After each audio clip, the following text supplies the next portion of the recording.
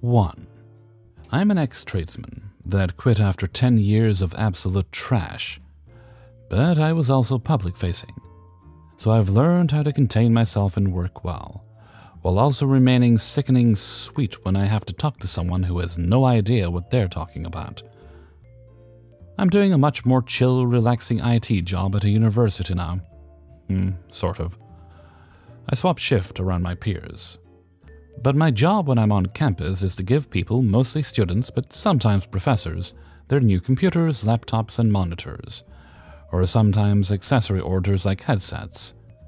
But even though I'm not an IT technician, I'm pretty damn good at diagnosing and fixing up Windows computers. The university does not have an on-site help desk anymore due to the global spicy cough situation, and I'm stationed where their help desk used to be, and as a result of the past year I get a lot of people coming up to me thinking that I'm IT support. Most of the things that come to me are things like their laptops not connecting to the university Wi-Fi, or not being able to print stuff. I have no admin access to anything, as again, I'm not a technician, but I technically get about 70% of people leaving happy with a resolution. We have a large sign at the front of my kiosk that openly states we are not IT support, and to call the number on this sign for remote troubleshooting by the university internal IT services. But it doesn't help much, because the much bigger overhead sign hasn't been replaced, and it's at this point nearly a year out of date. How things normally occur is someone will come up with a problem. My typical response is, "I'm not IT support, but I know my way around Windows. Do you mind if I have a look?" Most are happy that I'll take the time to help them.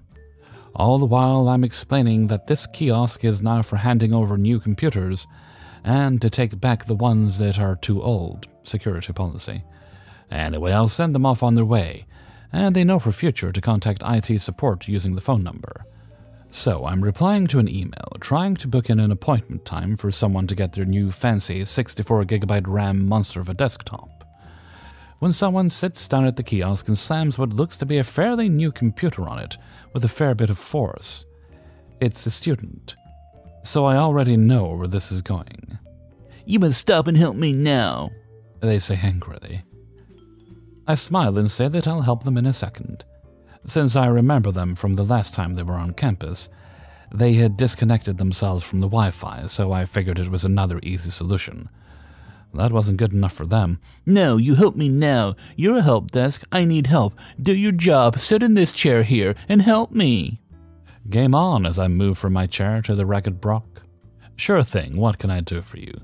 "My email is not working. You're IT. Fix it." "I'm sorry, I'm not a technician." "What do you mean? You're in IT. You're on a laptop. You're doing IT things. You're in an IT help desk and you help people. Help me." "Sorry, I'm not a technician. You'll have to call IT support. Their number is on the sign over there." "That's bullshit. It says IT support up there," points to the outdated overhead sign. "And I got help here last year." Unfortunately, university IT support has not had a help desk here for about a year.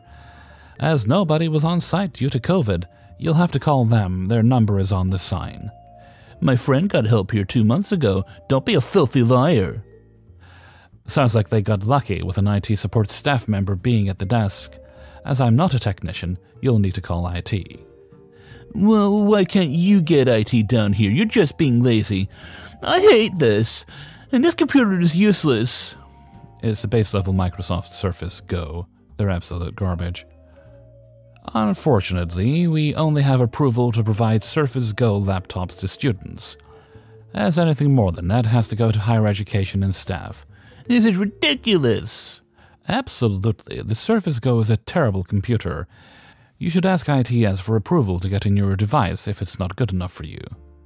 The student scans the sign, and as if she comes up with a bright idea, notices that it says "New Computer Handover" and "Hardware Repairs" on it. She then takes hold of the laptop screen and slams it shut as hard as she can. She then brings her fist down on the back of the laptop. "Fine, I will call them."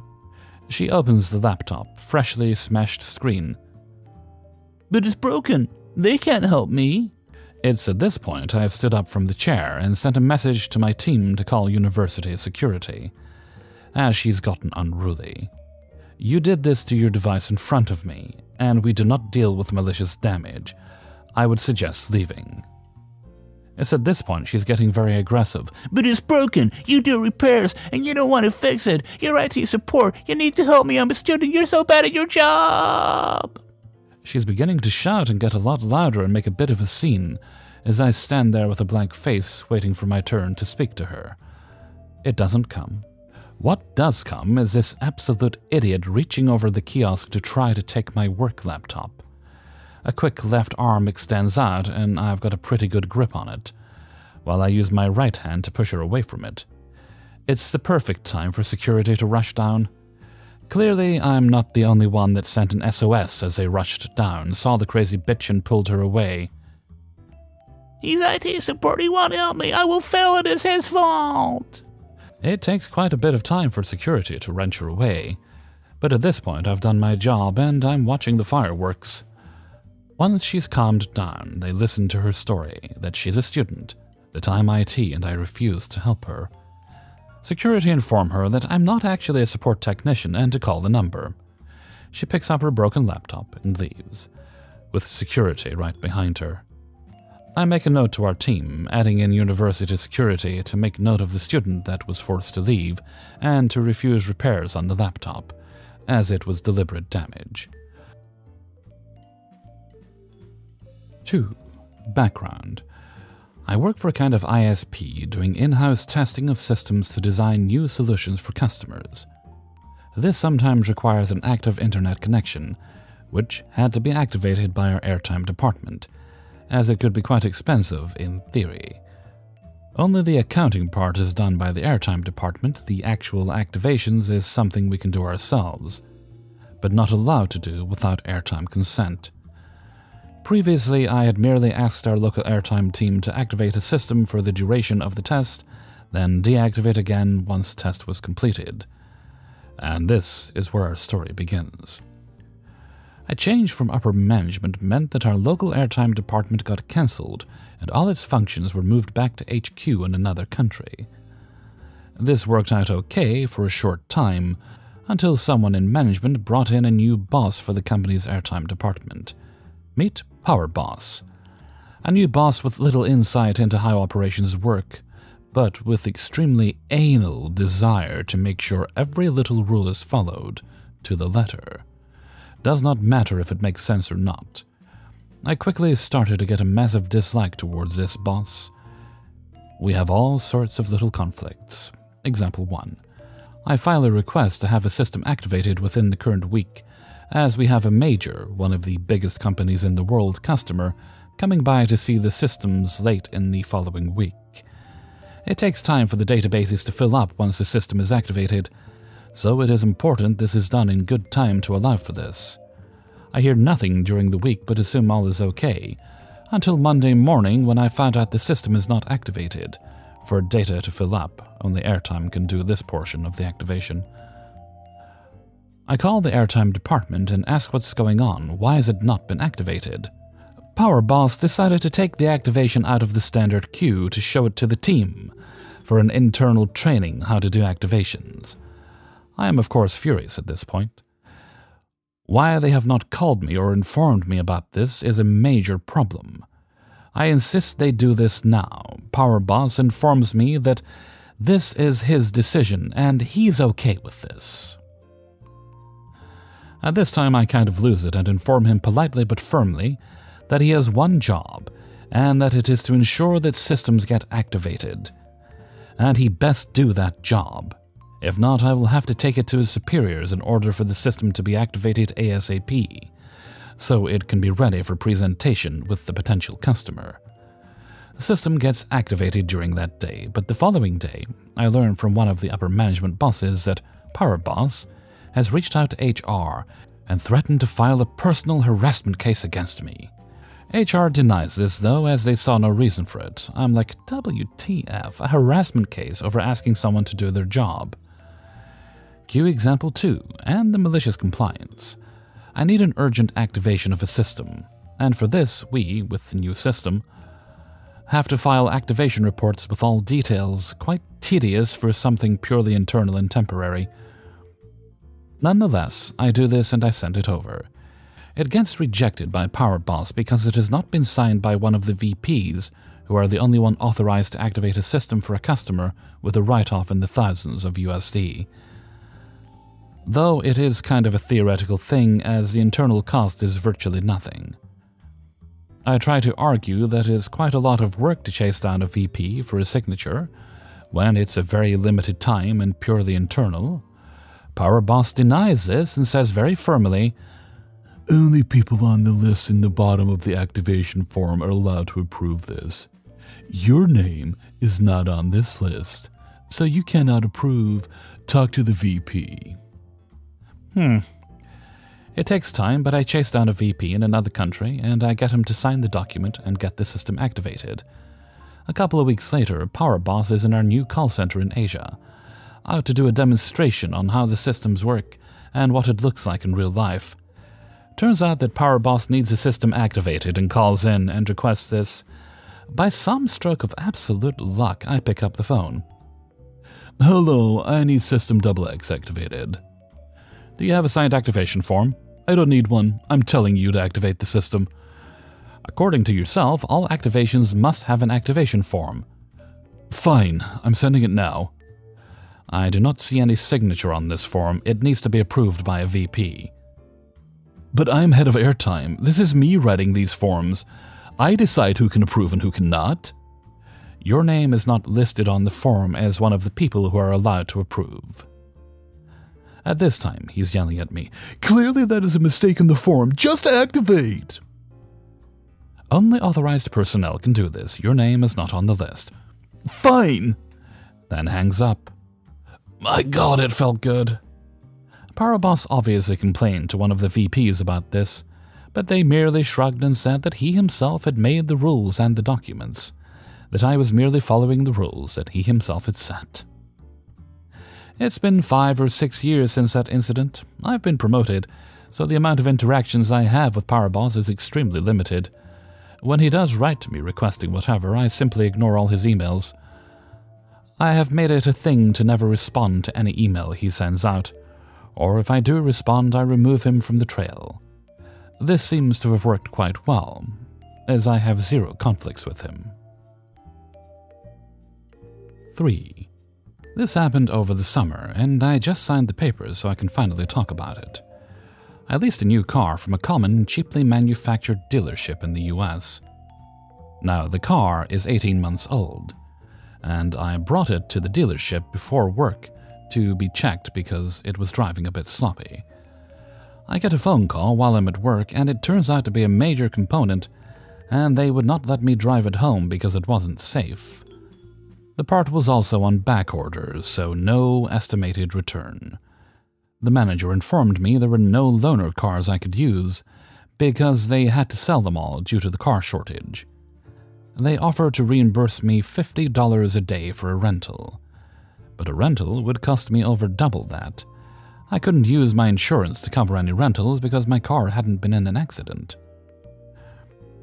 I called my mom in a panic, and she came to the dealership with me after work. We walk in at closing time and ask to speak with the manager. A man excitedly announced that he is the manager. So my mom explains the situation and that they need to provide me with a rental. All of a sudden, the manager gets an attitude and says, "Well, you need to speak with the manager about that." Confused, we remind him that he said he was the manager. He tells us, "Oh, I'm just the manager of sales. You need to speak with the manager of service, and he already left for the day."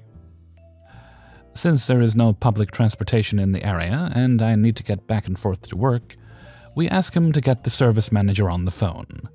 By the time my mom ended the conversation with him, he assured me he would find a loaner car for me to use, and they ended up being able to find one for me the next day. After this rough start, I decided to call corporate. I got transferred back and forth between departments and customer service reps dumber than the last. I was so worked up I decided to go full Karen on them, and eventually got my case escalated to a regional manager in corporate. It was over 3 weeks later by the time I ended up getting the email address for the regional manager, I respectfully asked corporate to cover my lease payment while the car was in the shop. After a few emails, corporate ended up saying there was nothing they could do, and I needed to wait until the part came in. Cue malicious compliance. While I waited, I researched the lemon law for my state, and it seemed like if the repair took longer than 30 days, I could actually have a case against them. I was already 20 days in, and since I had a loaner car, I decided to wait it out. I did everything by the book, sent official letters, and kept track of all my communications with the company. 2 months in, I ended up speaking with corporate's legal department, and they immediately offered me a settlement. I dragged out the process, asking dumb questions and spending long periods of time to consider their offers. I was happy using the loaner car, and actually liked it better than my lease. I was getting free mileage and free easy pass and tolls, and it was a car that would have a much higher monthly payment had I been leasing it. Overall, I was happy with the situation and content knowing I'd be getting some money out of this deal. It took over 3 months for my lease to get fixed, and 4 months to come to a settlement with corporate. Since they made me so mad in the beginning and refused to just cover my lease payments while the car wasn't operable, I decided to really make them pay. I ended up having to be my own lawyer because none would take my case, and cost them thousands, and a check for $4,000, a 5-year additional extended warranty, no way I'll even be keeping this car, and I put on almost 6,000 miles on the dealership's loaner car, which I really needed because I was starting to use more than my allowed amount on the lease. All because they would not agree to cover my lease payments while the car was in the shop. 4. Years ago, I used to work as a hardware manager for a now-defunct retail company in Canada, whose name started with an S and ended in ears. In the springtime, we were setting up for the inevitable warmer weather, and we unveiled this absolutely amazing barbecue, Kenmore made by Charbroil. 5-burner, 75,000 BTU with a 10,000 BTU side burner, stainless steel construction with cast iron grill, all for the low price of $499. The exact same Charbroil sold for $899 at the same time, so as you can imagine, it was very popular. Maybe sold 12 to 1 of it versus any other barbecue in my department. Also, due to that, I rarely, if ever, had any on hand, and would have to special order them for customers. I begged and pleaded with my district and logistical managers to send me 100 of the things, because I know I would have been able to sell them, but they refused. Now at this point in my company, 2012, the Canadian operations of the company were going through some transitions, and they had recently initiated a say yes policy. Say yes to the customer whenever possible to complete the sale, and secure that excellent salesman-customer relationship. The customer buys a barbecue and asks if we can throw in a cover for free. Yes! The customer doesn't have tools at home and asks if we can build it in the store for them. Yes! You get the point. So June rolls around. Barbecues are flying out of my department at an alarming rate, with the majority of them being this Kenmore barbecue. It's Wednesday and the customer comes in after hearing about the price, and his barbecue had just broken on him the day prior, and he's got family coming this weekend. Well, I can order it in. We've got another truck arriving Friday, so it may be on there, but I cannot confirm. If it's not on Friday's truck, it'll be on the following Tuesday truck for sure. Oh, I can't take the risk, man. Is there any way I can buy the floor model? Now to note, selling floor model barbecues wasn't really allowed during the traditional barbecue season, but since the customer asked, yeah, for sure, man. Do I get any discount for the floor model? Ordinarily there would be if it were closer to clearance time, but with it being pre-built and ready to go right now, I think you're getting a decent deal with no extra hassles. Utter BS, but whatever, that's neither here nor there. Alright, man, I'll take it. So I get it packed up, wheel it out, and walk by the store manager, and she gives me the look. You know the one. The you weren't supposed to do that look. Hey, I was just saying yes. Next day, I'm sitting in the center office, stuck in a conference call that could have been an email, listening to the ramblings of sales numbers and things I'm not too concerned about. because I was good at my job and my numbers were good. At that point, I was up 25% over the previous year. Then something jerks me out of my lulled state of boredom. It's the district manager, who I don't get along with at the best of times. Just going over hardware sales. That's not Randy Marsh. I noticed you sold your floor model Kenmore barbecue. That's their #1 selling barbecue right now. Why would you take it off the floor before a clearance? Well, DM, I had a customer come in and they were in a bind. Family coming in from out of town for a huge get-together, and his previous barbecue had just died on him. I attempted to show him other models, but he was set on this one for obvious reasons. I told him I could order one in, but I couldn't guarantee that it'd arrive on my Friday truck. He then asked if he could purchase the floor model, and I, remembering the last few conference calls and your guys' introduction of our new Say Yes policy, looked at the customer, and I fucking said yes. I immediately heard roughly 7 people laugh and then mute their call. Appliances, we have a new Bosch dishwasher arriving. At this point, I tuned out. 5 minutes later, the call ends. I grab my notes, walk towards my department, and then there's an announcement over the intercom. That's not Randy Marsh. They supported the store manager's hours. Oh, this is going to be good. You wanted to see me? Why is DM calling me literally as soon as your conference call has ended? I recount the story for them. You know she doesn't want you on any conference calls from now on, right? The CEO and COO were on that call. Whoops, but also not whoops, because you know I hate conference calls. She's just glaring at me, but smirking at the same time. So, can I go sell some barbecues now? You're lucky you can sell. She was joking around. So I headed on back to my sales floor and continued to sell 3 more of the barbecues without them even being on display. Aftermath. They were serious about me never being on any more conference calls. They were all handled by the assistant store manager from then on, and he just gave me the notes and the gist of what the call was about. But even that could have been an email. CEO and COO remembered me when they made a visit to my store a few weeks later. DM tried to rush them past my department when she saw I was working, but the CEO made a point to stop and say, "So this is the outspoken hardware salesman that I've been hearing so much about." Him and I laughed, while DM looked like she wanted to murder me. I also finished that quarter 33% up for the period, the best increase in sales the company had ever seen in our district in that time.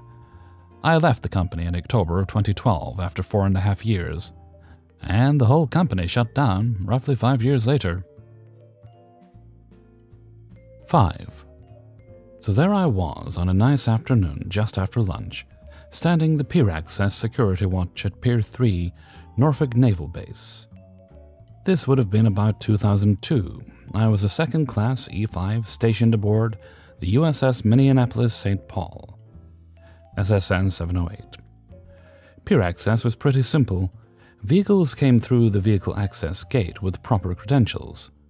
People came through the personnel access turnstile only. I could only allow my commanding officer access by visual recognition, but for everyone else I was required to check, hold in my hand, their military ID before allowing access. During our morning muster, we were informed that the CNO was on base that day, and that there was a possibility of him visiting the boats on Pier 3. About an hour into my watch, these 2 lieutenants, 03, walk up, tell me that the CNO is a couple minutes away, and that I was not to slow his roll by checking his ID. They offered their IDs to vouch for him, and pointed to his photo in my guard shack, indicating I could identify him based on his photo. I indicated to the lieutenants that my standing orders required me to check ID, but if they would like, they could call the squadron duty officer on the phone in my guard shack to request an exception for the CNO. They declined the phone call offer and ordered me to pass the CNO without ID check. We can all guess where this is going, right? I replied that their order was not a lawful order and that I must therefore decline to acquiesce. I reminded them that as a watchstander I represented Commodore Submarine Squadron 6 and 8, and in this position, I held the authority. At that point, a contractor rolled up in a van. I locked the personnel turnstile to address the vehicle requesting access to the pier. When the van was allowed access to the pier and started driving away, and I was closing the vehicle gate, the CNO came walking up. I gestured him toward the personnel turnstile, saluted, and requested his ID. He presented his ID, asked me where I was from, how long I had been in the Navy, etc. The normal, friendly small talk you would get from any flag officer.